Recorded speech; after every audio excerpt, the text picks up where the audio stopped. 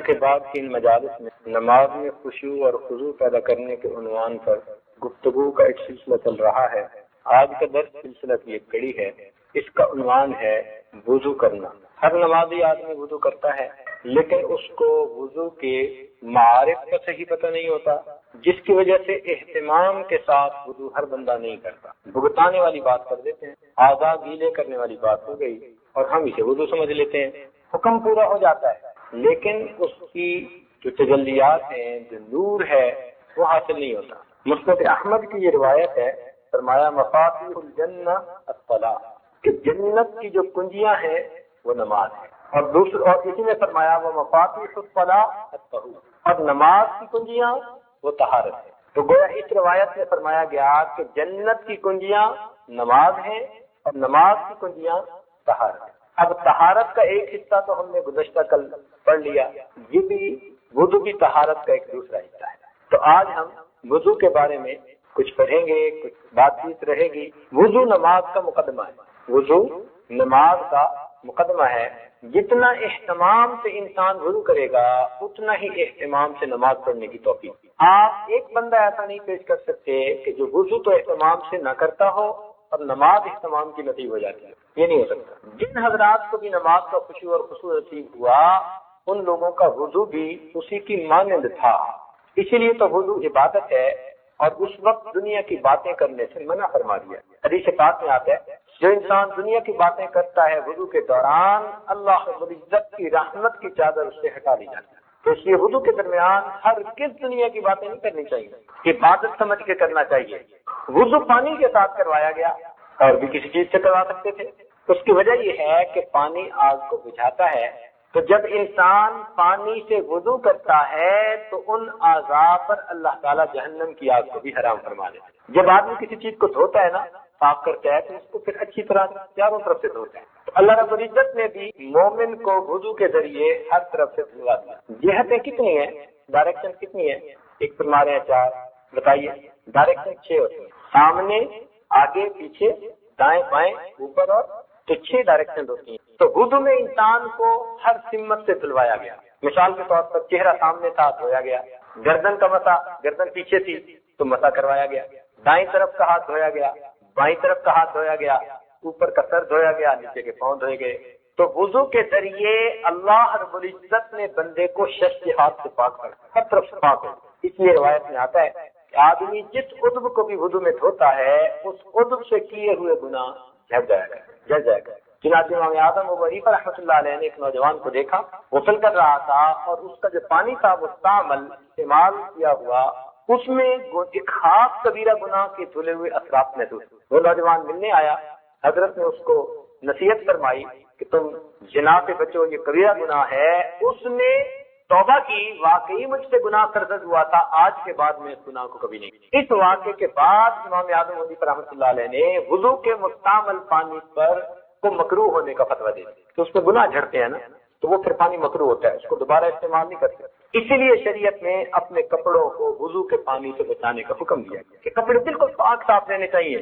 بلکہ بعض مشائخ تو وضو کرتے ہوئے اور کپڑا استعمال کر لیتے تھے، اور نماز کے لیے مستقل صاف پاک علیحدہ چیز۔ تو اپنے کپڑے جتنے پاک ہو، اس لیے کہ پاک پروردگار کی بارگاہ میں حاضری ہے، جتنا انسان پاک ہوگا ظاہر سے اور باطن سے، اتنا ہی نماز میں اس کو اللہ تعالیٰ کا قرب ملے۔ تو وضو میں انسان نماز کے لیے تیاری کرتا ہے۔ آپ اگر غور کیجئے تو عام طور پر کام کرتے ہوئے جو اعضاء ننگے رہتے ہیں، کھلے رہتے ہیں، وضو میں ان کو دھلوایا گیا۔ 4 فرض ہیں وضو کے، چہرے کا دھونا فرض ہے، ہاتھوں کا کونیوں تک دھونا فرض ہے، پاؤں کا دھونا فرض ہے، سر کا بعض ائمہ کے نزدیک پورے سر کا، امام اعظم کے نزدیک چوتھائی سر کا مسح فرض ہے۔ تو یہ فرائض ہیں، اور عام طور پر کام کاج کے دوران یہی اعضاء کھلے رہتے ہیں۔ اب کھیتی میں جو آدمی کر رہا ہے کام، اس نے اپنی دھوتی یا شلوار اوپر چڑھائی ہوگی، مٹی کے اندر کام کر رہا ہوگا، اس کے بازو بھی یہاں تک کھلے ہوں گے، اور کئی مرتبہ اس کے سر پہ بھی ہو سکتا ہے کوئی چیز ہو، چونکہ وہ کچی کا کدال کا کام کر رہا ہے۔ تو جو اعضاء عام طور پر کھلے رہتے تھے، ان کو نماز کے وقت دھونے کا حکم دیا۔ شریعت کا حسن دیکھیے کہ پاکیزگی اور طہارت کا کتنا خیال رکھا گیا، اور انسان کو بے جا تکلیف میں بھی نہیں ڈالا گیا۔ یہ بھی تو ممکن تھا کہ ہر نماز سے پہلے غسل کا حکم دے دیتے. آداب شاہانہ کا تقاضا تو یہی تھا کہ اس شہنشاہ کے دربار میں حاضری ہے تو حکم دے دیا جاتا کہ تم غسل کر کے پیش ہو جاؤ. مگر نہیں. ان اللہ بالناس لرؤوف الرحیم. بندوں کی کمزوری کا خیال رکھا گیا, ان کے عذر کا خیال رکھا گیا. تو جو آزاد چھپے رہتے ہیں عام طور پر ان کو چھوڑ کر شریعت میں آسانی کرتے. یہ دیکھیے الدین کلہ یسر, الدین یسر, دین جو ہے سراسر آسانی ہے.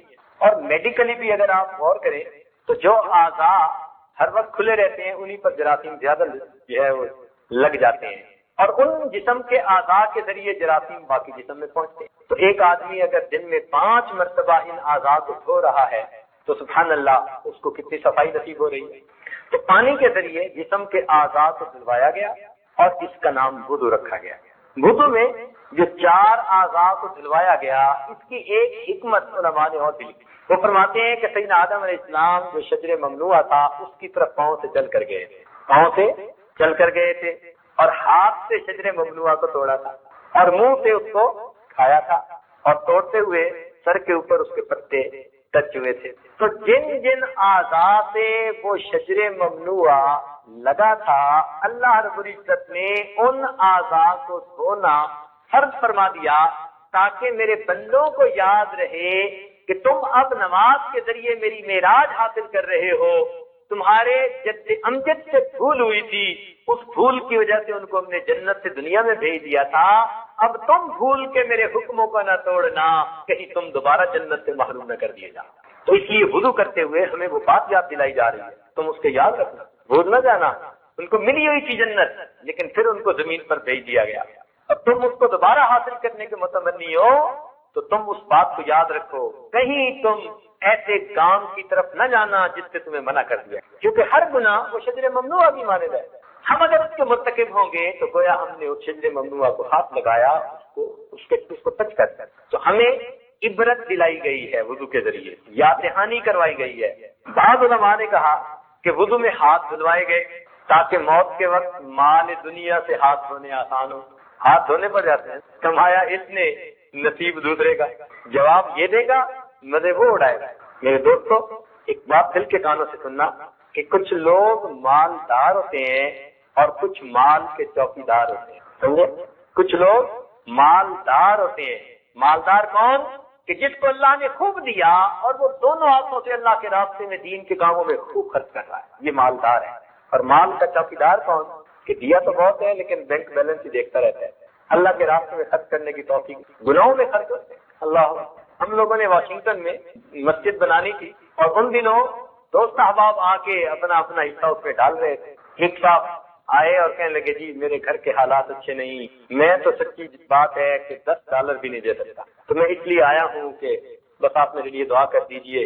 ہم نے کہا بھائی ہم نے تو نہ کسی کو زبردستی کہا ہے نہ کہیں گے, طریقہ ہی نہیں.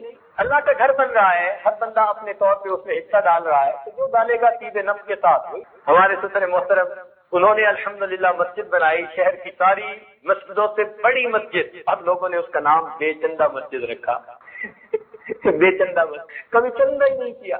ہاں, جو خود آیا اور اس نے دے دیا, قبول کر لیا, اللہ پہ توکل, اور اللہ نے سب سے بڑی مسجد بنوا دی. سبحان اللہ. خیر بات آئی گئی ہو گئی. کچھ عرصے کے بعد ایک نوجوان آیا اور آ کر کوئی اپنی بات کرنے لگا, بیعت ہوا اور اس نے توبہ کر لی. پھر اس نے کہا کہ جی میں نے تو اب بہت ساری برائیوں کو چھوڑ دیا, یہ کر دیا وہ کر دیا. تو اسی دوران بات کرتے کرتے وہ کہنے لگا کہ جی کچھ دن پہلے یہاں پر انڈیا سے کوئی گلوکارہ آئی تھی اور اس کی ٹکٹ ایک بندے کی $100 تھی. تو اس نے اس بندے کا نام لیا. کہنے لگا جی سب سے پہلی ٹکٹ خریدنے والے ہم 2 بندے تھے, اس کے گھر کے 11 بندے تھے اور وہ 11 کے لیے ٹکٹ خرید رہا تھا. جو بندہ مسجد کے لیے $10 کی بھی معذرت کر رہا ہے وہ ایک گلوکارہ کے پروگرام میں جانے کے لیے خاندان والوں کے لیے $1100 کی ٹکٹیں تھی. یہ توفیق من جانب اللہ. برائی پر پیسہ کے ایسے لوگوں کا خوب لگتا ہے, دین کے لیے قبول نہیں ہوتا. تو ہاتھ کس لیے دھلوائے کہ موت کے وقت مال سے ہاتھ دھونا آسان ہو جائے.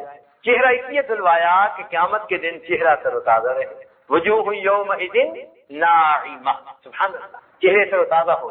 وجوہ یومئذ ناظرہ الی ربها ناظرہ, یوم تبیض وجوہ وتسود وجوہ. تو اس دن مومن جو وضو کرنے والا ہوگا اس کا چہرہ سفید ہوگا.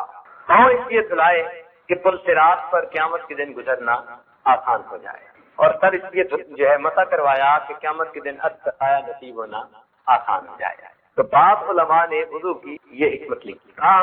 وضو میں ہے 4 فرض. اگر آپ غور کریں تو 4 اعضاء میں سے 2 علمی اعضاء ہیں اور 2 عملی اعضاء.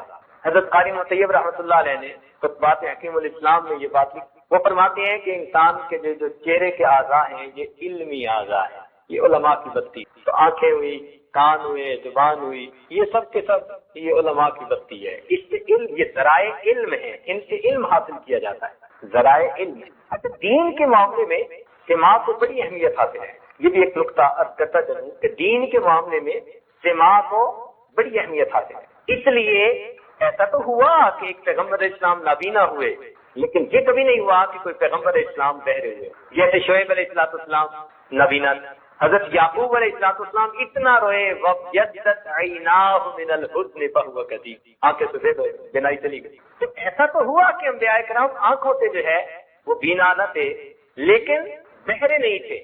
اس لیے کہ سماعت دین کے اندر بڑی اہمیت رکھتی ہے. اب نقطے کی بات سنیے کہ جب حدیث کی روایت کی جاتی ہے نا، تو حدیث کی روایت میں سماع ضروری ہے حدیث کے آگے روایت کی. اب مثال سے سمجھیں، اگر ایک محدث ہے اور وہ ساری زندگی حدیث کا سماع کرے اور وہ بڑا ثقہ آدمی ہے اور حدیث کو وہ یکجا کر لے، جمع کر لے، اور اب اپنی جو کتاب لکھی ہوئی ہے اپنے بیٹے کو دے دے اور کہہ دے بیٹا اس میں نے تمام وہ حدیثیں لکھی ہیں جو صحیح ہیں سند کے اعتبار سے، میں تمہیں دیتا ہوں. اور ان کا بیٹا اگر کتاب سے حدیث کو نقل کرے گا تو محدثین کے نزدیک یہ روایت کا سلسلہ مقطوع سمجھا جائے، کیونکہ باپ سے بیٹے کو سماعت حاصل نہیں، فقط لکھی ہوئی جو ہے حدیث. تو اس سے معلوم ہوا کہ دین کے معاملے میں سماع کتنا ضروری ہے. ایک سے دوسرے نے سنا، دوسرے سے تیسرے نے، تیسرے سے آگے نے، بالکل نقل کرنے والے صاحب تک یہ سلسلہ بغیر درمیان میں کہیں قطع ہونے کے. اس لیے سماع بہت ضروری. اب جو لوگ کتابیں پڑھ کے علم حاصل کر لیتے ہیں اس لیے ان کا علم قابل اعتبار نہیں ہوتا، کچا علم ہوتا ہے. استاد ضروری جس سے انسان ویٹنگ کروائے، دین پائے، دین کو سنے. اس لیے فرمایا الذین یستمعون القول فیتبعون احسنہ ولو اراد اللہ خیرا لاسمعهم. اگر اللہ ان کے ساتھ خیر کا ارادہ کرتا انہیں ہدایت کی بات سنوا دیتا.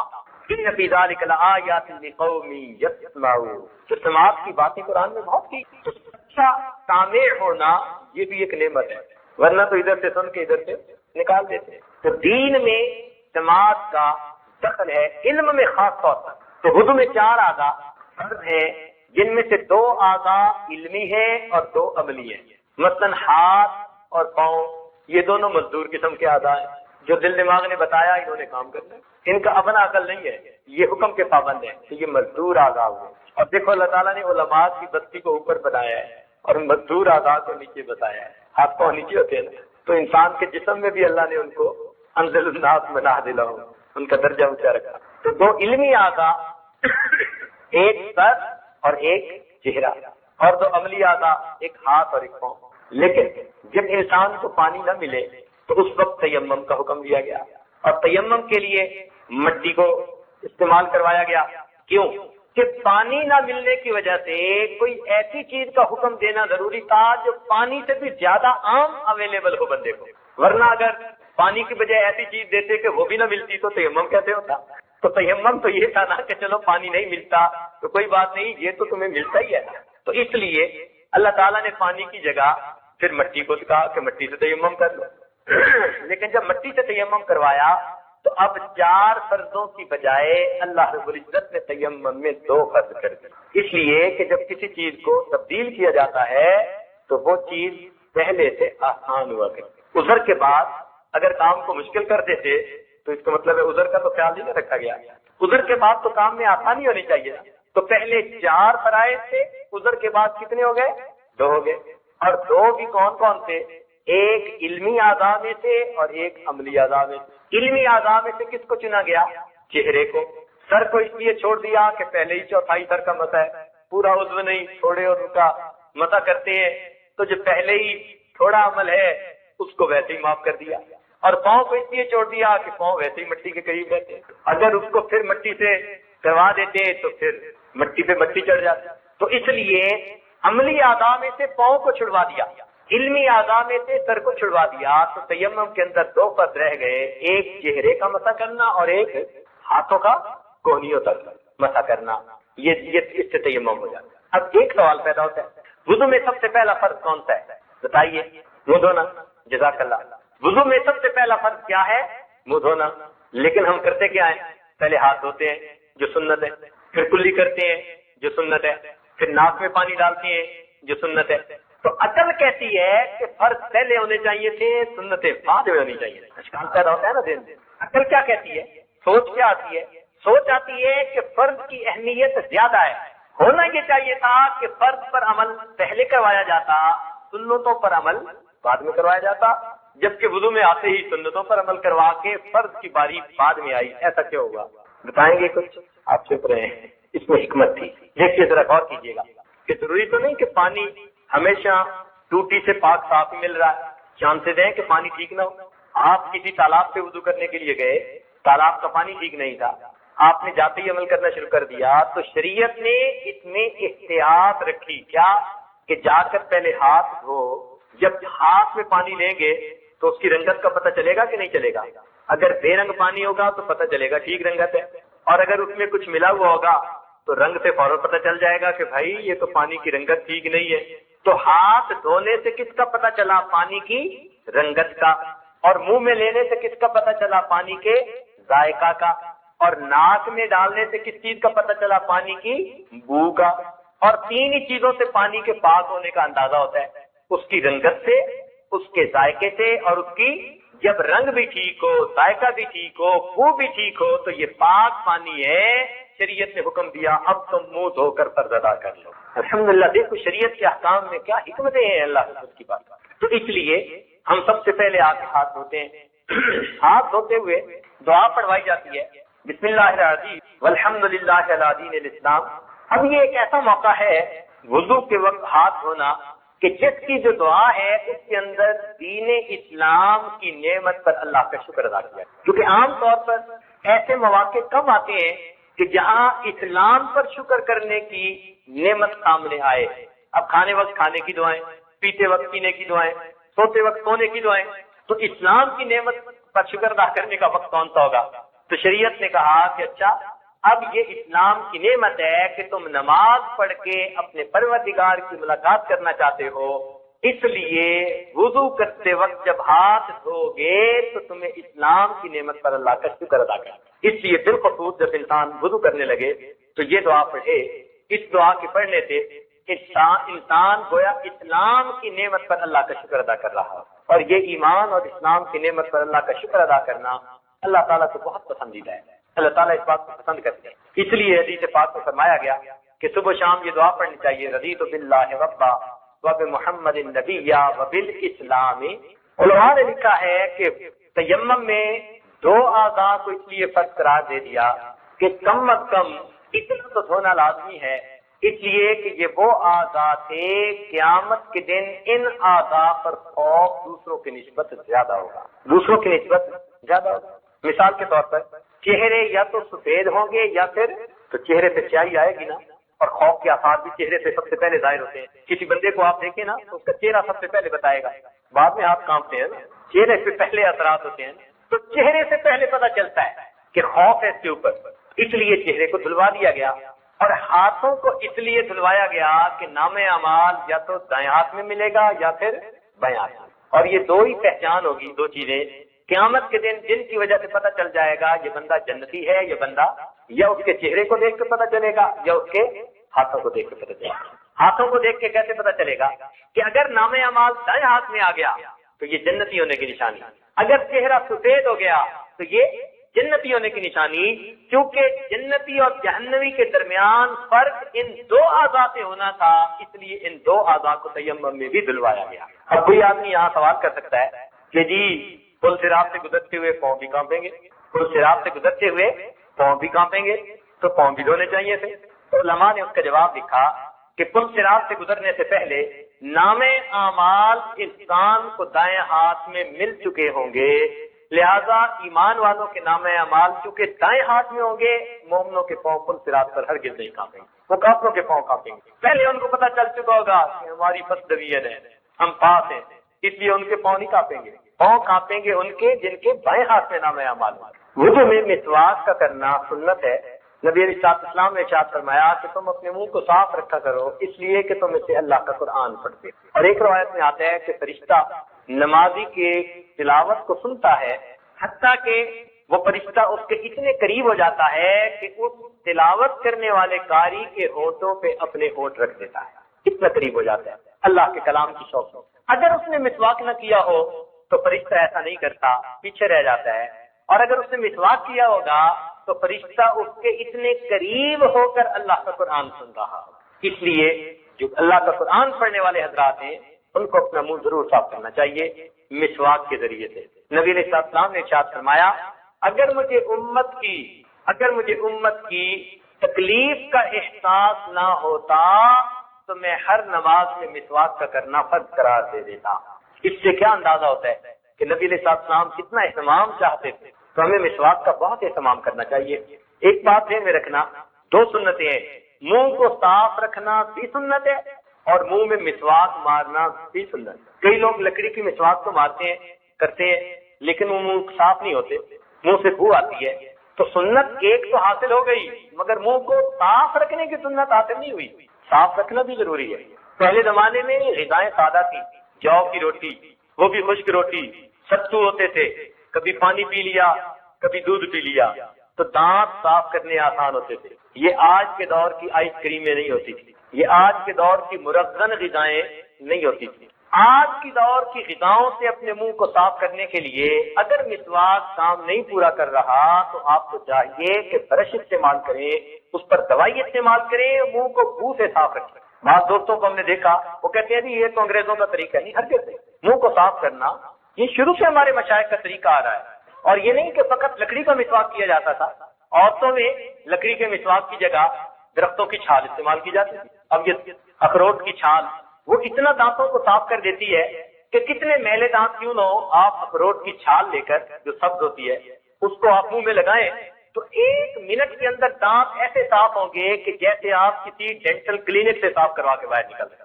تو عورتوں میں پہلے زمانے سے شروع سے ہی کیکر کی چھال، بادام کے درخت کی چھال، اخروٹ کی چھال، یہ چھالیں استعمال کرنے کا طریقہ رہا اور ان کے لیے یہی سنت تھی، منہ کو صاف رکھنا۔ تاہم آج کے دور میں عورتیں سمجھتی ہیں کہ مسواک کرنا مردوں کے لیے سنت ہے، اور یہ غلط فہمی ہے۔ مسواک مردوں کے لیے بھی سنت ہے، عورت کے لیے بھی سنت ہے، یہ اچھی طرح ذہن نشین کر لی۔ تو مسواک کی سنت پر آج عورتوں میں بہت عمل کم رہ گیا ہے، وہ برش وغیرہ کر لیتی ہیں تو ایک سنت پر عمل ہوا کہ منہ صاف رکھتی، مگر مسواک والی سنت پر عمل نہیں ہوا، تو دونوں پر عمل کرنا ضروری۔ نبی علیہ السلام نے ارشاد فرمایا حدیث پاک میں تم اپنے منہ کو صاف رکھو گے تو تمہاری عورتیں زنا کا ارتکاب نہیں کیا کریں گی۔ حدیث پاک ذمہ داری سے عرض کر رہا ہوں، اگر تم اپنے منہ کو صاف رکھو گے تو تمہاری عورتیں زنا کا ارتکاب نہیں کیا کریں گی۔ تو اس لیے دیکھا کہ کچھ دوست فقط مسواک کر لیتے ہیں، منہ کی صفائی کا خیال نہیں کرتے، تو دونوں چیزوں کا خیال کر لیں۔ اگر آج کی غذائیں کھانی ہے تو پھر آپ چاہے کوئی منجن لگائیں، کوئی اور دوائی لگائیں، کوئی برش کے ذریعے دوائی لگائیں، جو مرضی لگائیں، منہ کو صاف رکھیے۔ مقصد یہ کہ بدبو نہیں آنی چاہیے۔ اگر بدبو آئی، اللہ کا فرشتہ آپ کی تلاوت کو اس طرح سے نہیں ہوئی۔ آج کل یہ تحقیق ہے، پہلے زمانے میں تحقیق تھی کہ جی صبح اٹھ کے برش کیا کرو، دانتوں کو صاف کیا کرو، اور آج تحقیق ڈاکٹروں کی طرف بدل گئی۔ امریکہ میں بہت زیادہ اس بات کی ایڈورٹائزمنٹ کرتے ہیں کہ دن میں کرو نہ کرو، رات کو سوتے ہوئے تم اپنے منہ کو صاف کر کے ضرور سویا کرو۔ اس کی وجہ کیا ہے کہ منہ کے اندر نا جو بیکٹیریا ہوتا ہے اس کی چھاؤنیاں بنی ہوتی ہیں، یہ جو ہمارے دانتوں کے درمیان کی جگہ ہے نا، اس میں اربوں خربوں بیکٹیریا ہوتے ہیں، باقاعدہ ان کی چھاؤنیاں ہوتی ہیں یہاں۔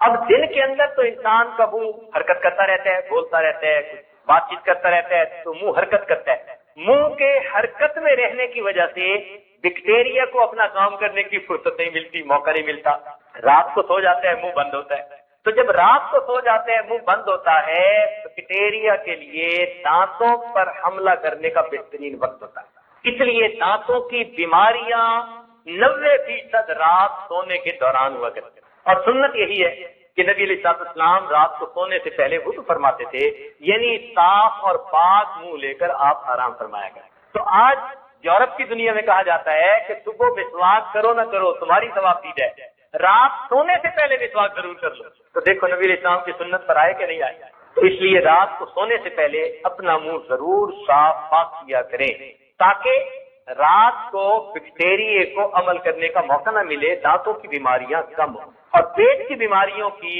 بنیاد دانتوں کی بیماریاں ہوتی ہیں۔ اکثر جو پیٹ کی بیماری ہے نا، ان کی بنیاد منہ کی بیماریاں لگتی ہیں کہ منہ کے اندر بیکٹیریا جو ہے وہ کچھ ایسے جراثیم پیدا کر دیتا ہے جو بیماریوں کے ہوتے ہیں۔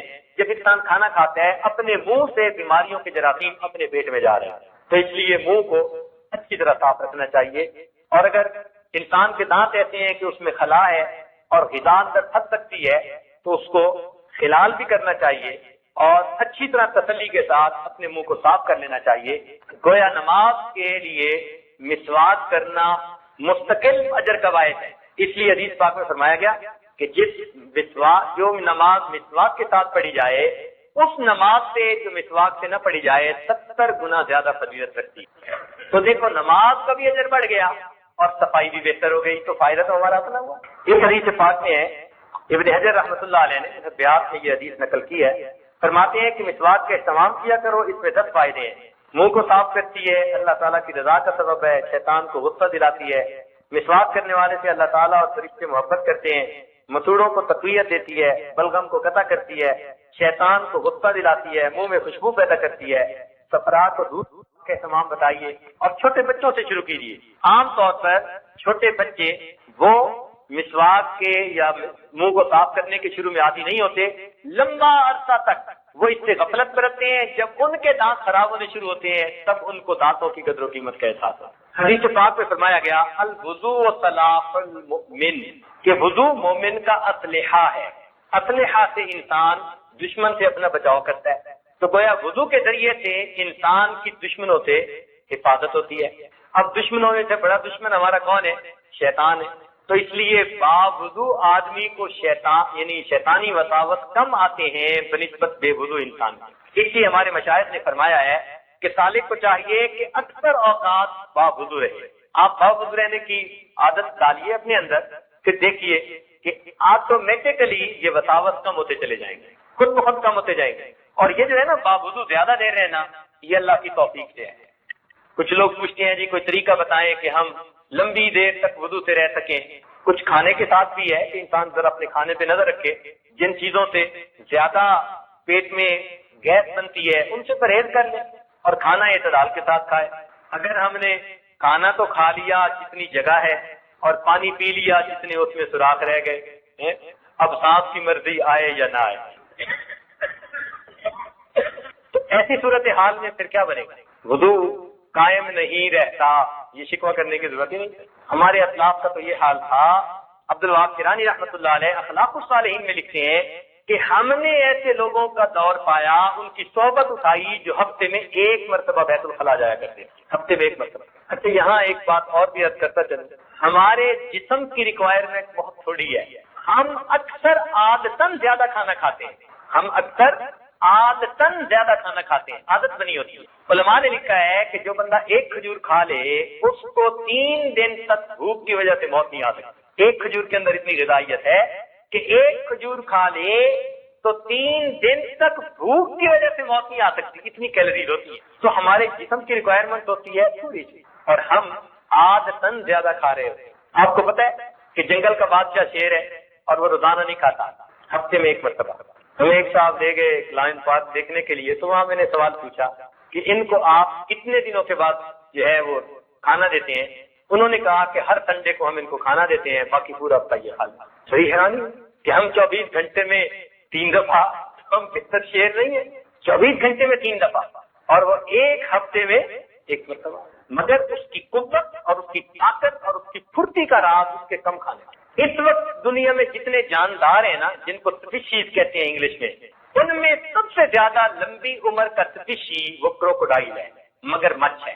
اور مگر مچھ کے بارے میں آپ نے سنا ہوگا کہ آج کے زمانے میں بھی اس کی عمر 150 سال، 200 سال، 250 سال تک جا رہی ہے۔ اس دور میں بھی انسانوں کی تو 100 سے اوپر بڑی مشکل سے جا رہی ہے نا، اس کی آج بھی عمر 150 سے شروع ہو کے 250 سال تک جا رہی ہے، اور اس کی طاقت اتنی ہوتی ہے کہ شیر کا پنجہ بھی اگر اپنے منہ میں ڈال لے تو شیر کے لیے چھڑانا نہیں ممکن ہوتا، طاقت اتنی ہوتی ہے۔ اب اس کی طاقت اور اس کی لمبی عمر کا راز وہ اس کے کم کھانے میں، پتہ ہے کتنا کم کھاتا ہے؟ جس مگرمچھ کا وزن 700 kg ہو، 700 kg کا کیا مطلب؟ یعنی 70 kg کے 10 بندے، آسان طریقہ، تو جس کا وزن 700 kg ہو، 70 kg کے 10 بندوں کے برابر 24 گھنٹے میں اس کی خوراک پونا kg، 750 گرام ہوتی ہے، پونا kg، اور پونا kg تو ہم ناشتے میں کھا لیتے ہیں، کھانے اس کے علاوہ۔ مگرمچھ کی لمبی زندگی اور طاقت کا راز اس کے کم کھانے میں۔ اس سے ہم اندازہ لگائیں کہ ہم کتنا زیادہ کھاتے ہیں، کئی گنا زیادہ کھا رہے ہوتے ہیں، ہمارے جسم کی ریکوائرمنٹ اتنی ہوتی، ہم کرش کر رہے ہوتے ہیں اور جسم سے پاس کر کے اس کو گند میں تبدیل کر رہے ہوتے ہیں، اور اس کا کوئی فائدہ نہیں۔ سرپلس انرجی جا رہی ہوتی ہے اور سرپلس انرجی نکل رہی ہوتی ہے، اور ہمیں کیا ملتا ہے؟ کھا کے ڈٹ کے کھانا اور جم کے سونا۔ پھر ہم کہتے ہیں جی تہجد میں آنکھیں کھلتی۔ سادار خانیہ میں ایک عجیب بات لکھی ہے، پیٹ بھرے انسان پر کسی کی نصیحت کا اثر نہیں ہوتا۔ یہ بڑی عجیب بات ہے، پیٹ بھرے انسان پر کسی کی نصیحت کا اثر نہیں ہوتا، اور پیٹ بھرا انسان کسی پر نصیحت کرے اس پر اس کی نصیحت کا اثر نہیں ہوتا۔ اور آپ اس کا تجربہ کریں، اس عاجز نے 40 سال اب گزرنے والے ہیں، اس وقت یہ بات پڑی تھی، 40 سال کا تجربہ کیا اور اس بات کو بالکل سچ پایا۔ جو بسیار خور انسان ہوگا نا، وہ جتنا مرضی تقریریں کرے، بات کرے، اس کی نصیحت کا لوگوں پہ کوئی اثر نہیں، وقتی طور پہ ہو ہاں واہ واہ کر لیں گے، عمل کے لیے برانگیختہ نہیں ہوں گے۔ عمل کے لیے برانگیختہ اسی بندے کی بات پر ہوں گے جو کم کھانے والا ہوگا، جس کا اپنا پیٹ خالی رہنے والا ہوگا، اس کو اللہ تعالیٰ یہ توفیق دیتے ہیں، اس کی بات دوسروں کو موٹیویٹ کرنے کا سبب بن جائے گا۔ اس لیے امام شافعی رحمۃ اللہ علیہ فرماتے تھے کہ میں نے اپنی زندگی میں صرف ایک بندے کو دیکھا جو موٹا بھی تھا اور عقل مند بھی تھا، امام محمد رحمۃ اللہ علیہ، اس کے سوا میں نے زندگی میں کوئی موٹا عقل مند نہیں دیکھا۔ تو انسان کے کھانے کی ریکوائرمنٹ تھوڑی ہے، اس لیے آپ دیکھیں گے کم کھانے والے لوگ، ان کا وضو بھی زیادہ رہتا ہے، ان کی نیند بھی کنٹرول میں ہوتی ہے، اور ان کا دماغ شارپ بہت ہوتا ہے، ذرا سی بات پہ وہ فوراً بات کو فکر کر لیتے ہیں، فوراً سمجھ جاتے ہیں، ان کا آئی کیو بہت بہتر ہو جاتا ہے۔ چنانچہ امام بخاری رحمۃ اللہ علیہ کے حالات زندگی میں لکھا کہ ایک مرتبہ بیمار ہوئے تو حکیم نے کہا کہ ان کا قارورہ چیک کرنا پڑے گا، فلس چیک کرنی پڑے گی۔ تو جب ان کو چیک کروایا گیا تو حکیم صاحب نے کہا کہ قارورہ سے پتہ چلتا ہے کہ اس بندے نے تو کبھی سالن ہی استعمال نہیں کیا۔ تو شاگرد نے آ کر امام صاحب سے عرض کیا کہ حضرت حکیم صاحب تو یہ کہہ رہے تھے، تو کیا آپ نے سالن کبھی نہیں استعمال کیا؟ فرمایا پچھلے 20 سال سے 5 یا 7 بادام کا مغز یعنی گلیاں نکال کر تو 5 یا 7 بادام روزانہ کھا کر گزارا کر لیتا۔ 24 گھنٹے کی خوراک امام بخاری رحمۃ اللہ علیہ کی 24 گھنٹے میں 7 بادام تھے، 20 سال گزارے اس کے اوپر، اور پھر ذہانت اللہ نے کیا دی تھی۔ تو اس لیے کم کھانے میں کئی فوائد ہیں، ایک تو انسان کا ہاضمہ ٹھیک رہتا ہے، بار بار وضو کے لیے نہیں بھاگنا پڑتا، اور دوسرا یہ کہ انسان کی یادداشت اچھی ہوتی ہے، نیند کنٹرول ہوتی ہے، پھر اس کی بہت ساری بیماریاں زیادہ کھانے کی وجہ سے۔ اچھا یہ بتائیں کہ آج کل لوگ زیادہ کھانے کی بیماریوں کی وجہ سے زیادہ مر رہے ہیں یا کم کھانے کی بیماریوں سے زیادہ مر رہے ہیں؟ یہ کولیسٹرول بڑھ جانا، شوگر بڑھ جانا، بلڈ پریشر بڑھ جانا، یہ زیادہ کھانے کے نتیجے ہیں یا کم کھانے کے نتیجے ہیں؟ اور رزق کا جتنا شکوہ آج ہے اللہ سے، اتنا پہلے کبھی نہیں تھا۔ رزق کے شکوے بھی اللہ سے آج سب سے زیادہ۔ اللہ اللہ، بہت اللہ والوں کی زبان سے عجیب الہامی باتیں ہوتی ہیں، سبحان اللہ۔ ایک بزرگ کی بات یاد آ گئی، فرماتے تھے اللہ رب العزت نے الہام فرمایا، اللہ رب العزت نے الہام فرمایا کہ اے میرے بندے، میں وہ رزاق ہوں کہ اگر تو بار بار کہے اللہ مجھے رزق نہ دے میں پھر بھی تجھے دے کر رہوں گا، تو میرے بندے اگر تو رو رو کر مانگے گا پھر میں تمہیں رزق کیوں نہیں عطا کروں گا؟ تو میں تو وہ رزاق ہوں، میں نے ذمہ لے لیا، وما من دابۃ فی الارض الا علی اللہ رزقها۔ تو اگر تو بار بار کہے اللہ مجھے رزق نہیں چاہیے نہیں چاہیے، میں پھر بھی دے کے رہوں گا، تو اے بندے اگر تو رو رو کے مانگے گا تو پھر میں تمہیں رزق کیوں نہیں عطا کروں؟ عطا ابن ابی رواح رحمۃ اللہ علیہ امام اعظم ابو حنیفہ رحمۃ اللہ کے اساتذہ میں سے ہیں، کبار تابعین میں سے ہیں، عجیب الہامی باتیں کیا کرتے ہیں، عجیب الہامی باتیں کیا فرماتے تھے اللہ تعالیٰ نے مجھ پر الہام فرمایا کہ بندوں سے کہہ دو، میرے بندوں سے کہہ دو کہ اگر رزق میں کچھ تھوڑی کمی ہو، اگر رزق میں کچھ تھوڑی کمی ہو،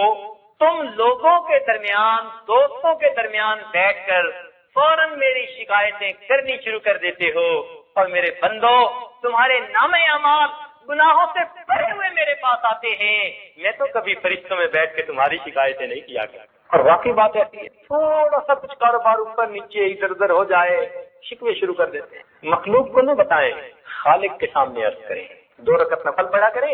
اس لیے حدیث پاک میں آتا ہے کہ نبی اسلام کے کو جب کوئی مہم پیش آ جاتی تھی، خود بھی اور اہل خانہ کو بھی نماز کا اہتمام کرنے کا، یعنی صلاۃ الحاجت پڑھنے کا حکم دیا گیا۔ تو باوضو ہر وقت رہنا، اس کے لیے کم کھانا معاون ثابت ہوتا ہے، اور دعا مانگنے کی بھی ضرورت ہے۔ یہ اللہ تعالیٰ کی طرف سے توفیق، دعا مانگے، دعا سے کام حل ہو جاتا ہے۔ ہمارے حضرت مرشد عالم رحمۃ اللہ علیہ، ان کی صحت ایسی تھی سبحان اللہ کہ بہت کم ایسی دیکھنے میں آئی۔ ہمارے ہاں پہاڑی علاقہ ہے مری، تو گرمیوں کے رمضان میں مری میں لوگ پورے ملک کے سمت سے پہنچ جاتے ہیں، ٹھنڈی ہونے کی وجہ سے وہاں رمضان شریف بھی گزارتے ہیں، منظر بھی بہت خوبصورت ہے۔ قراء حضرات نے وہاں پر ایک جگہ اپنی متعین کی ہوئی ہے مسجد، پورے شہر کے قراء چن چن کے وہاں آتے ہیں اور وہ قرآن سناتے ہیں، اور ایسا قرآن سناتے ہیں سبحان اللہ کہ اس وقت تقریباً 38 سال گزر چکے ہیں، اس مصلے کے اوپر کسی حافظ کو آج تک متشابہ نہیں لگا۔ وہ کھڑا ہی ایسے بندے کو کرتے ہیں جس بندے کو سورہ فاتحہ کی طرح قرآن مجید یاد ہوتا ہے۔ الحمدللہ اس عاجز نے ان گناہگار آنکھوں سے شاید درجن سے بھی زیادہ ایسے حضرات کی خود زیارت کی کہ جن کو قرآن مجید سورہ فاتحہ کی طرح یاد ہے۔ اللہ انبلیویبل، بعض اوقات تو حیران ہو جاتے ہیں۔ یعنی ان کو کہا ایک آیت، انہوں نے آیت پڑھ دی، میں نے کہا پچھلی آیت وہ پڑھ دی، اس سے پچھلی آیت وہ پڑھ دی، میں نے پیچھے 20-30 آیتیں پڑھائیں اور وہ پیچھے 20-30 آیتیں بتاتے چلے گئے۔ حیران نہیں ہوتا بندہ؟ یعنی ایک آیت حافظ کو بتاؤ نا تو وہ آگے تو پڑھ دے گا، پیچھے پڑھنا یا پیچھے کی آیت کون سی ہے یہ بتانا مشکل ہوتا ہے، اور ایک آیت بتا بھی لے گا تو اس سے پیچھے کی بتانا اور مشکل۔ لیکن ایسا قرآن پاک یاد کہ آپ ایک آیت پوچھیے، اس سے پیچھے کی کون وہ پڑھ دیں گے، اس سے پیچھے کی، اس سے پیچھے کی 20 آیتیں پیچھے پڑھواتے جائیے، وہ 20 آیتیں آپ کو پیچھے پڑھتے چلے جائیں۔ اللہ۔ چنانچہ ایک مرتبہ ایک حافظ صاحب تھے، دوستوں میں بیٹھے ہوئے تھے، تو انہوں نے کہا جی کہ یہ پارا پڑھ لیا ہے؟ کہاں پڑھ لیا ہے؟ تو کسی نے کہا نہیں پڑھا، بس مجھے کہیں کہیں جہاں وقت ہوتے ہیں نا وہاں پہ ذرا تنگی پیش آتی ہے۔ وہ کہنے لگا میں آپ کو بتاتا ہوں، وہیں بیٹھے بیٹھے ہر آیت کا آخری لفظ پڑھتے پڑھتے پورا پارا مکمل کر لیا۔ پہلی آیت کا آخری لفظ یہ ہے، پھر اس کے بعد یہ، پھر یہ، وہ لفظ ہی پڑھتے گئے، آخری لفظ اور آخری لفظ پڑھ کر پارا مکمل کر سورہ فاتحہ کی طرح قرآن مجید دیا۔ ہم ایسے اشاق دیکھتے تھے۔ کراچی میں ایک صاحب ہیں، ان کو قرآن کا کمپیوٹر کہا جاتا ہے، قرآن کا کمپیوٹر کہا جاتا ہے۔ ہم ان کا نام سنا کرتے تھے۔ اللہ تعالیٰ کی شان کے شادی کی ایک محفل میں اکٹھے ہو گئے، کسی نے تعارف کروایا، اللہ اکبر، واقعی میں نے ان سے کوئی آدھا گھنٹہ خوب باتیں کی اور پوچھی۔ اس بات سے حیران تھا کہ جب ان سے کوئی لفظ پوچھا جاتا تو پھر وہ کیا بتاتے کہ یہ جو آپ نے لفظ پوچھا ہے نا، یہ قرآن پاک میں اتنی جگہ ہے، پہلے اتنی جگہ فلاں جگہ آیا ہے، اس صورت میں، اس رکوع میں آیت نمبر اتنی ہے، پھر اس پارے میں آیا ہے، اس رکوع میں آیت نمبر اتنی ہے، پھر اس جگہ، یعنی وہ 10 جگہ اگر لفظ آیا ہے تو 10 جگہ کی آیت نمبر بھی آپ کو ساتھ ہے۔ یہ 74 نمبر آیت ہے، یہ 75 نمبر آیت ہے، یہ 55 نمبر آیت ہے۔ اس عاجز نے اپنی زندگی میں ایسا انسان نہیں دیکھا، حیران ہوتے ہیں۔ جی سبحان اللہ۔ تو جن حضرات کو قرآن مجید کے ساتھ عشق ہوتا ہے سبحان اللہ، لیکن ان کو یہ دیکھا میں نے کہ جتنی دیر بیٹھے رہے ان کی زبان پہ قرآن تھا، ان کو غرض نہیں تھی کوئی کیا کر رہا ہے، وہ اپنا قرآن پڑھتے رہے، کھانے کا وقت آیا پلیٹ میں کچھ ڈالا، کھایا، پڑھتے پڑھتے چلے گئے۔ اس عاجز کے ایک استاد تھے، وہ بھی ہر وقت پڑھتے رہتے، ہر وقت پڑھتے رہتے۔ بعض افراد خانہ کے بقول ان کا آخری عمر میں ایک قرآن پاک روز پڑھنے کا معمول، ہر وقت پڑھتے رہتے۔ کسی نے بات پوچھی تو جواب دے دیا، پھر پڑھنا شروع، مزہ ہی ایسا آیا۔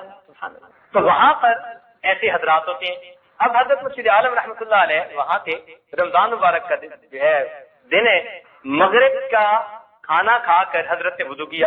90 سال کی عمر ہو چکی تھی اس وقت، اور 90 سال کی عمر میں سارے دانت اوریجنل تھے، 90 سال کی عمر میں سارے دانت اوریجنل تھے۔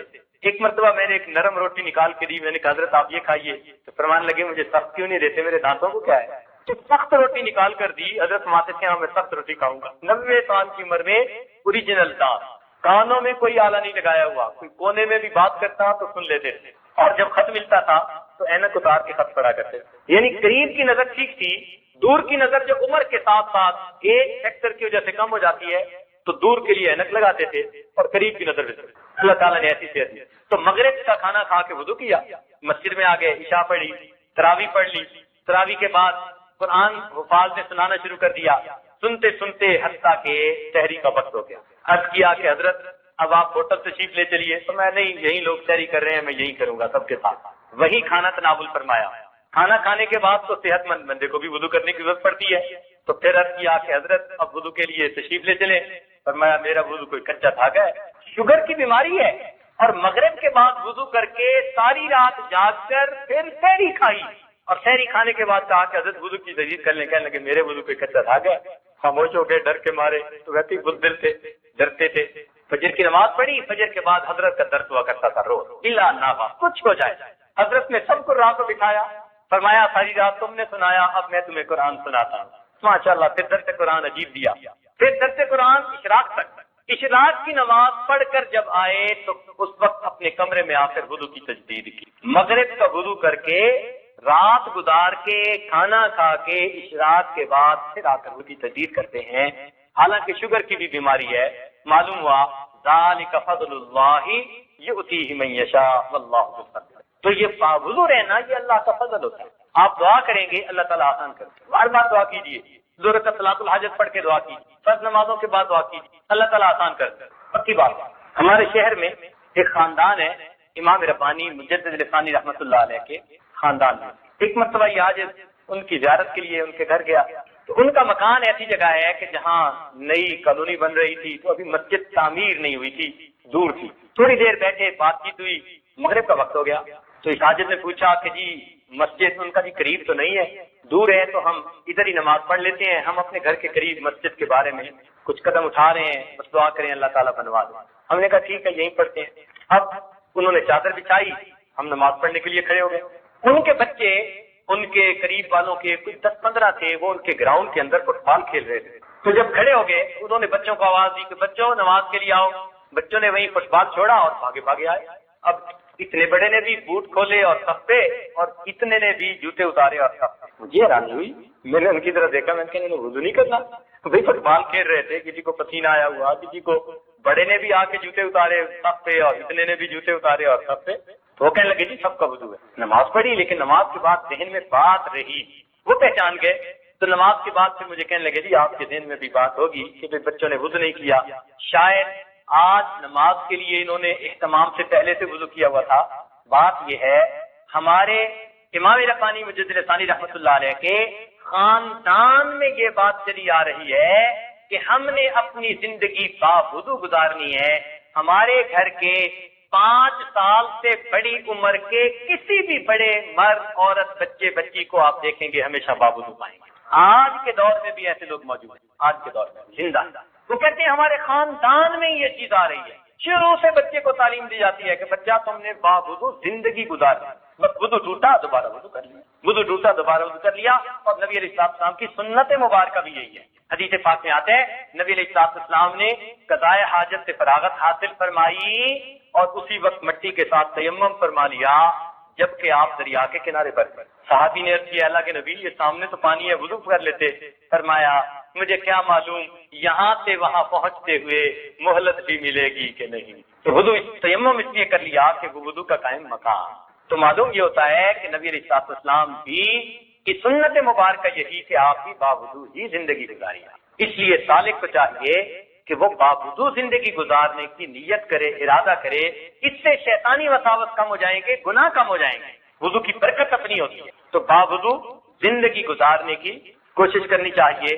حدیث پاک میں آتے ہیں تم جیسے زندگی کا گزارو گے تمہیں ویسے موت آئے گی، کما تعیشون تموتون. تو جب حدیث پاک میں آیا کہ تم جیسے زندگی گزارو گے ویسے موت آئے گی، تو معلوم ہوا کہ جو انسان باوضو زندگی گزارے گا اس آدمی کو باوضو موت آئے گی. تو باوضو موت آ گئی، اللہ تعالیٰ اپنی رحمت سے آسانیاں فرما دیں. تو اس لیے وضو کی خوب پابندی کریں، جتنی اپنی طرف سے کر سکتے ہیں، گھبرایا نہ کریں. الحمدللہ ہم نے اپنے رشتہ داروں میں ایسی جوان بچیوں کو دیکھا کہ جو اپنے بچوں کو بے وضو دودھ نہیں پلاتی.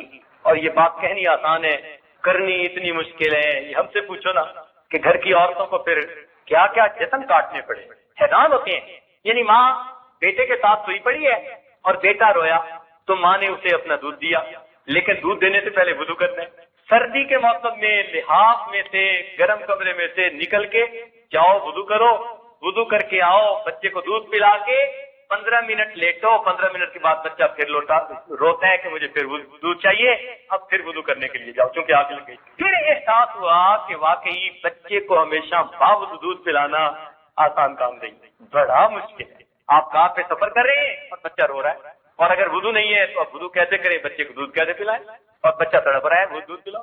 اب رکو وضو کرو، اب باپرد عورتوں کے لیے وضو کرنا اتنا مسئلہ.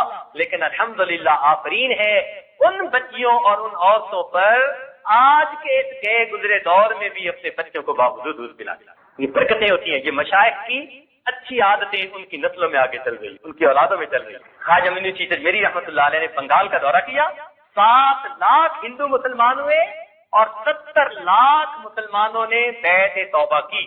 7 لاکھ ہندو مسلمان اور 70 لاکھ مسلمان مرید بنے تو بتائے. جب گھر پہنچے تو بڑے خوش تھے.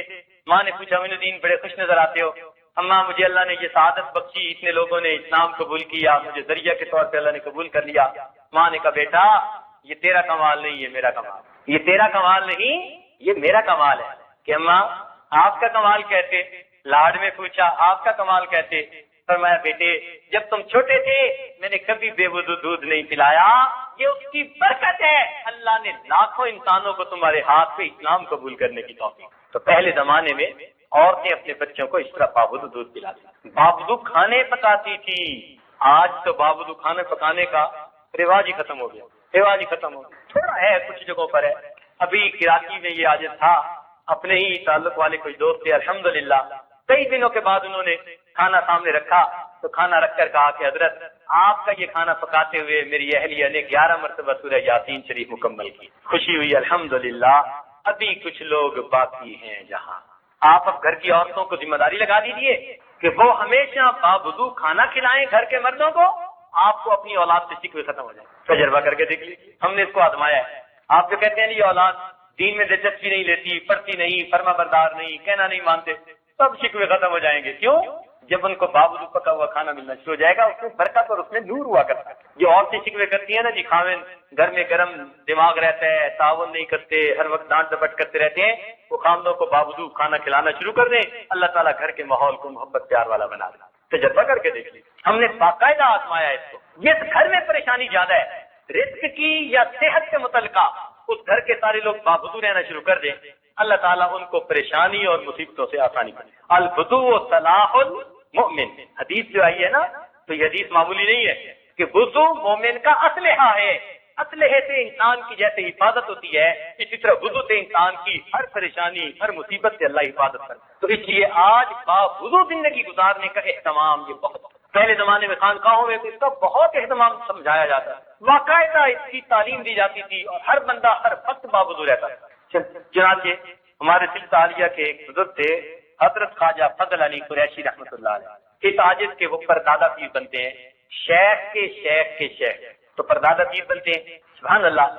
ان کی اپنی زمین تھی اور وہ زمین میں خود اپنی کاشت کرتے تھے اور فرماتے تھے کہ میرا معمول ان دنوں میں یہ تھا کہ میں زمین میں کاشت کے دوران لا الہ الا اللہ کا ذکر کرتا، شام کو حساب لگاتا 70,000 مرتبہ ہو چکا ہوتا.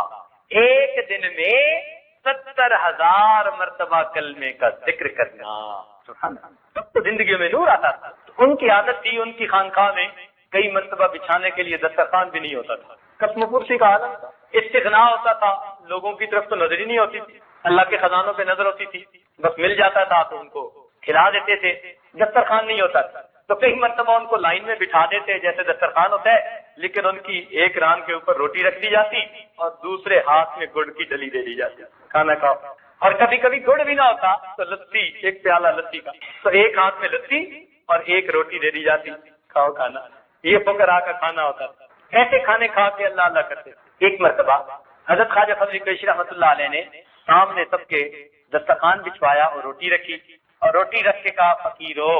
فقیرو کہتے تھے، بہت عجیب ہے. فرمان لگے فقیرو یہ جو روٹی تمہارے سامنے پڑی ہے، اس روٹی کے لیے جو گندم تھی، اس گندم بونے کے لیے جب زمین میں ہل چلایا گیا تو وضو کے ساتھ، جب اس زمین کو پانی دیا گیا تو وضو کے ساتھ، جب گندم کے دانے زمین میں ڈالے گئے تو وضو کے ساتھ، پھر بعد میں اس کی حفاظت کی گئی تو وضو کے ساتھ، پھر گندم کو کاٹا گیا تو وضو کے ساتھ، پھر اس کے دانوں کو بھوسے سے جدا کیا گیا تو وضو کے ساتھ، پھر گندم کو آٹے میں پیسا گیا تو وضو کے ساتھ، پھر آٹے کو گھر کے اندر گوندا گیا تو وضو کے ساتھ، اور پھر اس کی روٹی پکائی گئی تو وضو کے ساتھ۔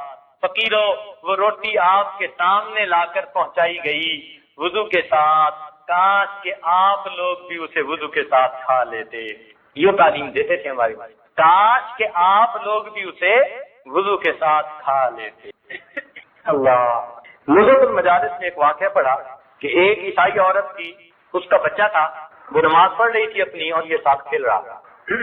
کوئی دشمن تھا، اس نے جب دیکھا کہ عورت تو نماز پڑھ رہی ہے اور اس کا بچہ ساتھ کھیل رہا ہے اور تنور جل رہا تھا، اس نے عداوت کے مارے اس کے بچے کو اٹھا کے تنور میں پھینک دیا۔ یہ دشمنی بہت بری ہوتی ہے، بہت بندے کو اندھا کر دیتی ہے، آنکھوں پہ پٹی بن جاتی ہے، حیوان ہو جاتے ہیں انسان۔ اس عورت نے اطمینان سے نماز پڑھی، نماز پڑھ کے جب تنور کے پاس آئی تو بچہ کھیل رہا تھا، بچے کو اس نے نکالا۔ اب لوگوں میں یہ بات بڑی مشہور ہو گئی، کچھ لوگ اس کے پاس آئے، کہنے لگے کہ تجھے یہ مرتبہ کیسے ملا، تجھے یہ مرتبہ کیسے ملا؟ تو اس عورت نے کہا کہ میرے اندر 4 باتیں ہیں، ایک تو میں پوری زندگی باوضو گزارتی ہوں، ہر وقت باوضو رہتی ہوں، دوسرا جب بھی وضو کرتی ہوں تو ہمیشہ تحیۃ الوضو ضرور پڑھتی ہوں، یعنی 2 رکعت نفل پڑھتی ہوں، اور تیسری یہ کہ جس کسی بندے کا کام میں کر سکتی ہوں، مشقت بھی اٹھا لیتی ہوں، مگر اس کا کام ضرور کر دیتی ہوں، اور چوتھا یہ کہ کوئی بندہ اگر مجھے ایذا پہنچائے تو میں اس سے صبر کرتی ہوں، شکوے نہیں کرتی۔ اللہ تعالیٰ نے ان 4 باتوں کی وجہ سے مجھے اپنی حفاظت عطا فرما دی۔ ہر وقت باوضو رہنا، وضو کرنا، تو اس کے بعد 2 رکعت تحیۃ الوضو پڑھنا، اور جو بھی کسی کے کام آپ آ سکتے ہیں ضرور اس کے کام آئیں، اور اگر کوئی آپ کو ایذا پہنچائے تو اس کا شکوہ نہ کریں، صبر کریں۔ اللہ تعالیٰ نے 4 باتوں کی وجہ سے اس عورت کو یہ حفاظت عطا فرمائی۔ چنانچہ ملا جیوا رحمۃ اللہ علیہ کا واقعہ ہے، حضرت خواجہ باقی رحمۃ اللہ علیہ کے مزار کے بالکل قریب ہی لیٹے ہوئے ہیں دہلی میں۔ یہ بادشاہ وقت کے بیٹے کے ساتھ تھے، بہت سارے ان کے شاگرد تھے۔ اب جب ایسا کوئی عالم ہو نا کہ جس کے معتقد بہت بڑھ جائیں تو جو ادھر بیٹھے ہوتے ہیں نا کرسیوں پہ، ان کے دل کو کچھ ہونا شروع ہو جاتا ہے کہ ان کی فالوئنگ بڑھتی جا رہی ہے، ایسا نہ ہو کوئی بات کر دیں اور بس ہمارے ہاتھ سے یہ چلی جائے۔ پہلے زمانے کے لوگ تو پھر بھی آیت الکرسی پڑھتے تھے، آج کے دور کے حکمران کرسی تو ان کو بھی کچھ ہوا، انہوں نے کہا اچھا، چنانچہ ایک سپاہی کو بھیجا، جاؤ ملا جیوا کو میرے پاس پیش کرو۔ اب وہ سپاہی جب آیا تو اس نے کیا دیکھا کہ ملا جیوا رحمۃ اللہ حدیث کا درس دے رہے تھے، اور آداب حدیث میں سے یہ ہے کہ جب حدیث کا درس دے رہے ہوں تو جب تک آپ بات مکمل نہیں کر لیتے ادھر ادھر آپ متوجہ نہ ہو، یہ آداب حدیث میں سے۔ چنانچہ وہ آ کے کھڑا رہا، ملا جیوا درس دیتے رہے، مکمل ہوگا تو پھر بات کروں گا۔ اب وہ تو بڑے شان سے آیا تھا کہ میں بادشاہ کا بھیجا ہوا ہوں، تو مجھے تو دیکھتے ہی ملا جیوا اٹھ کے آئیں گے، فرشی سلام کریں گے۔ اس نے دیکھا کہ وہ تو اپنے بات میں لگے ہوئے ہیں اور لوگوں کا ایک مجمع ہے جو بیٹھا ہوا ہے، اس کو تو بڑا غصہ آیا، اس نے کہا اچھا میں پتہ کرواتا ہوں۔ وہ گیا جناب بادشاہ کو، اس نے جا کے لگی لپٹی، یعنی لپیٹ کے کچھ اور باتیں کر دی۔ وہ تو بندے کو بندہ نہیں سمجھتے، سنتے نہیں کسی کی، میں کھڑا رہا، پرواہ نہیں کی۔ بادشاہ سلامت، وہ تو آپ کے خیر خواہ نہیں نظر آتے، ایسی جلی کٹی کہیں کہ بادشاہ کو بڑا غصہ آیا۔ بادشاہ نے کہا اچھا ان کو گرفتار کر کے پیش کرو۔ اب جب گرفتاری کا حکم دیا تو بچے سن رہے تھے جو ملا جیوا رحمۃ اللہ کے شاگرد تھے۔ اب وہ بچے ایک کھسک گیا کہ میں جا کے استادوں کو تو بتاؤں کہ آپ کی تو گرفتاری کے ورن جاری ہو گئے۔ اب بادشاہ کے محل کے بالکل ساتھ ہی تو مدرسہ تھا۔ چنانچہ وہ بچہ پہنچ گیا، پہلے اس نے جا کے کہا کہ حضرت ابا جی نے تو آپ کی گرفتاری کے ورن جاری کر دیے، پولیس آ رہی ہے۔ ملا جیوا رحمۃ اللہ میں اچھا پھر لاؤ لوٹا، ہم بھی وضو کرتے۔ ملا جیوا رحمۃ اللہ نے وضو کیا اور وضو کر کے مصلی پہ بیٹھ گئے۔ اب جب مصلی پہ بیٹھ گئے، بچہ سمجھدار تھا، اب اس کو دوسری طرف کا خیال آیا کہ اگر ملا جیوا نے ہاتھ اٹھا دیے تو ادھر تو میرے ابو ہی ہے نا۔ اب وہ بھاگا اور جا کے اپنے ابو کو بتایا کہ ابو ملا جیوا نے وضو کر لیا، مصلی پہ بیٹھ چکے۔ کتابوں میں لکھا ہے کہ جب بادشاہ نے یہ سنا ملا جیوا رحمۃ اللہ نے وضو کر کے مصلی پہ بیٹھ چکے، پاؤں میں جوتا نہیں، سر پہ تاج نہیں، اسی حالت میں بھاگا ہوا آیا، ملا جیوا کے پاؤں پکڑے، حضرت ہاتھ نہ اٹھانا، میری آنے والی نسلیں تباہ ہو جائیں۔ تو جب وقت کے بادشاہوں کو یہ یقین تھا نا کہ ان بوریہ نشینوں کے ہاتھوں کے اٹھ جانے سے کچھ ہو جانا ہے تو پاؤں پکڑتے، اور آج ان کو پتا ہوتا ہے کہ ان کے آنے سے کچھ نہیں ہونا. اس لیے ہمارے ملکوں میں تحریکیں چلتی ہیں, پولیس والے ویگن کو کھڑا کرو, جتنے ہوتے ہیں داڑھی والے سب کو اتار لو. ہم نے اپنی قدر خود گوائی. اگر ہم نے اللہ سے وہ تعلق جوڑا ہوتا جو اللہ کے اولیاء کا ہے, ممکن نہیں تھی کہ کوئی آدمی کسی کو کم نظر سے دیکھ سکے. اس لیے باوجود زندگی گزارنے سے اللہ رب العزت کی مدد ہوتی ہے. شیطان اور دشمنوں کے مقابلے میں اللہ تعالیٰ بندے کی پشت پناہی فرماتے ہیں. البدو صلاح المؤمن. چنانچہ ایک روایت میں ہے کہ حضرت عمر رضی اللہ تعالیٰ عنہ کے زمانے میں انہوں نے ایک اپنے نمائندے کو بھیجا پیغام دے کر دور کے علاقے میں. اب وہ نمائندہ راستہ بھول گیا. جب راستہ بھول گیا تو بڑی دیر کے بعد اس کو ویرانے میں ایک ایسا گھر ملا کہ جس کے قریب آبادی نہیں تھی. انہوں نے اس کو کھٹکھٹایا, بڑی دیر کھٹکھٹاتے رہے, کوئی کھولتا ہی نہیں تھا. کافی دیر کے بعد پھر آخر دروازہ کھلا تو دیکھا کہ ایک راہب ہے. اس نے دروازہ کھولا, پوچھا کیا بات ہے؟ اس نے کہا بھائی میں راستہ بھول گیا ہوں, مسافر ہوں, اور اس لیے دروازہ کھٹکھٹایا ہے, آپ راستہ بھی بتا دیں اور میں کچھ دیر آرام بھی کروں. اس نے راستہ بھی بتا دیا. اس سے پوچھا بھائی آپ نے دیر سے آواز سنی یا آپ نے سن لی تھی دیر سے کھولا؟ اس نے کہا جی اٹھ تو ہم پہلی دستک پہ ہی گئے تھے لیکن دروازہ دیر سے کھولا. اس نے کہا وہ کیوں؟ وہ راہب کہنے لگا کہ ہم نے اپنی آسمانی کتاب میں یہ پڑھا ہے کہ جب کوئی بندہ خوف کی حالت میں ہو اور وہ وضو کر لیتا ہے اللہ تعالیٰ اس سے خوف کو دور کر دیا کرتا ہے. تم اجنبی تھے, ہم نے دیکھا رات کے وقت میں ایک اجنبی دروازہ کھٹکھٹا رہا ہے, ہمیں اپنی مال کا خوف, عزت کا خوف, جان کا خوف, 3 خوف اکٹھے ہو گئے تھے. ہم دروازہ نہیں کھولنا چاہتے تھے. میں نے سب اہل خانہ کو جگایا, چھوٹے سے بڑے, مرد سے عورت, سب نے وضو کیا. جب ہم وضو کر چکے ہم اللہ کی حفاظت میں آ گئے, پھر دروازہ کھولا اس لیے کہ اب ہمیں اللہ کی حفاظت نصیب. تو اس سے اندازہ لگائیے کہ پہلی آسمانی کتاب والے لوگوں میں بھی وضو کا کتنا اہتمام ہوا کرتا تھا. ہم میں تو اور بھی زیادہ اہتمام ہونا چاہیے. لہذا خود بھی باوضو زندگی گزاریے, اہل خانہ کو, بچوں کو بھی اچھی ترغیب دیجیے. اللہ رب العزت باوضو زندگی گزارنے کی توفیق عطا فرمائے. جب جانے کا وقت ہو تو باوضو ہی دنیا سے جانے کی توفیق عطا فرمائے.